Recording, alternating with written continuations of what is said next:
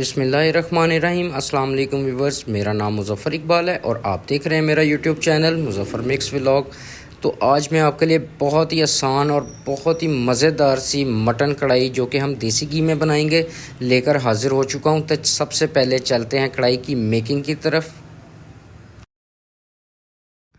Mutton कढ़ाई बनाने के लिए सबसे पहले प्रेशर कुकर के अंदर ही हम सबसे देसी घी का इस्तेमाल करेंगे।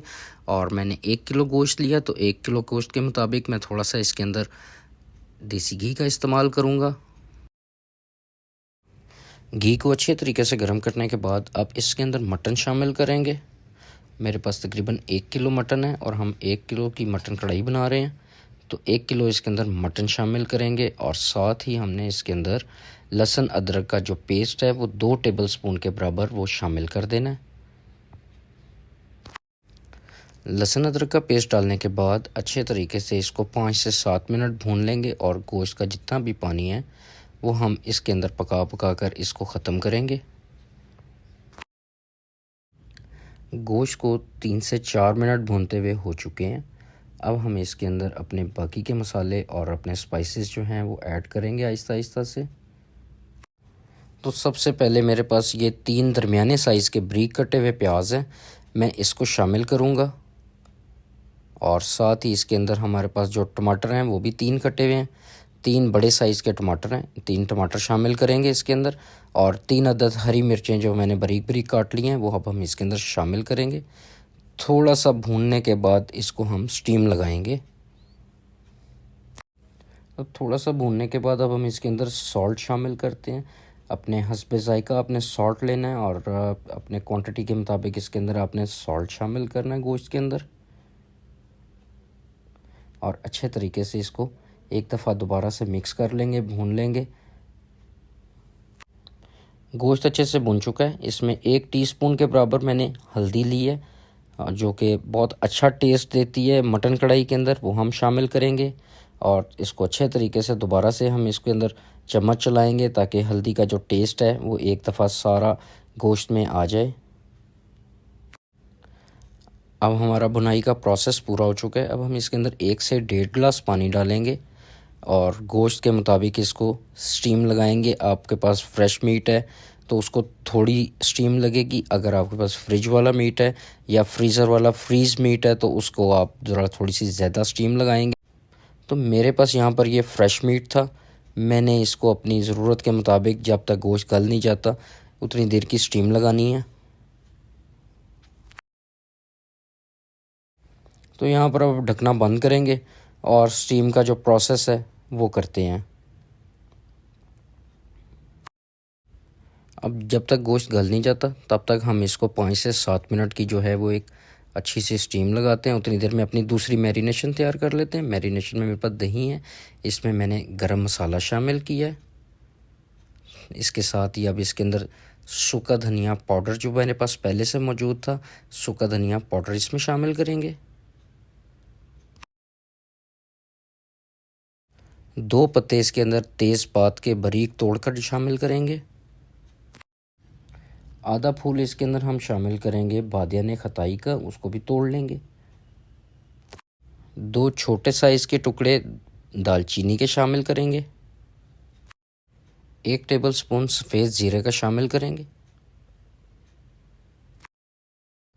हस्बे ज़ायका लाल मिर्च शामिल करेंगे।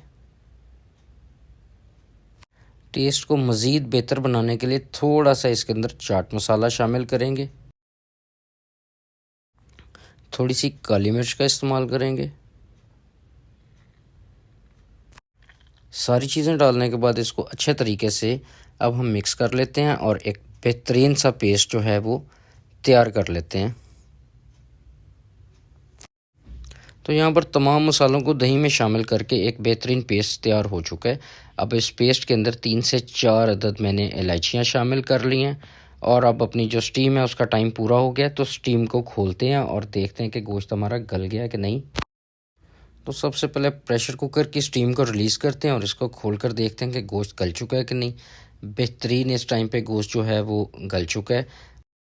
तो गोश्त यहाँ पर बड़ा अच्छा सा गल गया था। अब मैंने यहाँ पर एक कढ़ाई ले ली है और कढ़ाई के अंदर हम इसको सारे का सारा जो हमारा प्रेशर कुकर वाला मीट है उसको इसके अंदर शामिल कर देते हैं और दोबारा से चूल्हे की आग को ऑन कर लेते हैं और इसको पकाना शुरू करते हैं।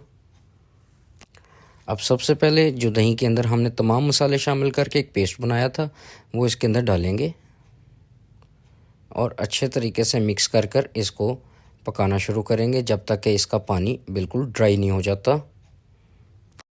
मसाले डाल दिए हैं। अब इसको 2 से 4 मिनट के लिए सिर्फ एक हल्की आग के ऊपर दम पे रख रहे हैं ताकि जो फ्लेवर है वो बहुत अच्छा सा इस मीट के अंदर आ जाए तमाम मसालों का। इसको 5 से 7 मिनट हम बिल्कुल लाइट सी जो आग है दम वाली आग के ऊपर पका रहे हैं। तो इसको खोलते हैं, देखते हैं और इस टाइम पे जो इसके अंदर पानी था वो तकरीबन ड्राई हो चुका है। इसमें थोड़ा थोड़ा सा पानी रह गया है, उसको भी ड्राई करेंगे जब तक कि घी ऊपर नहीं आ जाता। अब गोश्त बहुत अच्छे से गल चुका है, इसमें थोड़ा सा सिरका शामिल कर देते हैं सिर्फ टेस्ट के लिए।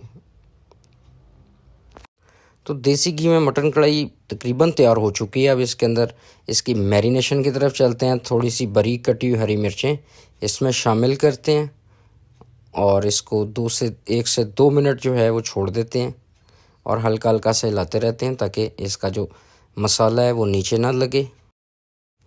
तो कढ़ाई को मज़ीद खूबसूरत बनाने के लिए इसके ऊपर बारीक बारीक कटी हुई हरी मिर्चें और बारीक कटा हुआ हरा धनिया हम इसके अंदर शामिल कर देंगे और अच्छे तरीके से इसको भी पका लेंगे। हरे धनिया का बहुत अच्छा फ्लेवर आता है, तो जिन लोगों को नहीं पसंद वो ना डालें। मुझे हरा धनिया पसंद है, इसके अंदर मैं थोड़ा सा लाजमी शामिल करता हूँ। तो माशाल्लाह से बहुत ही मज़ेदार सी मटन कढ़ाई बनकर तैयार हो चुकी है। अब हम सबसे पहले इसको डिश आउट करते हैं और एक अपनी खूबसूरत सी डिश के अंदर इसको निकाल लेते हैं। तो व्यूवर्स, बहुत ही मज़ेदार सी मटन कढ़ाई इस टाइम पर बनकर बिल्कुल से तैयार हो चुकी है। इस तरह की मज़ीद मज़ेदार रेसिपीज़ को देखने के लिए मेरे चैनल को लाइक कीजिए, सब्सक्राइब कीजिए और बेल आइकन दबाना मत भूलिएगा। इंशाल्लाह मिलते हैं एक बहुत मज़ेदार रेसिपी में। मुज़फ़्फ़र इकबाल को अपनी दुआओं में याद रखिए। अल्लाह हाफ़िज़।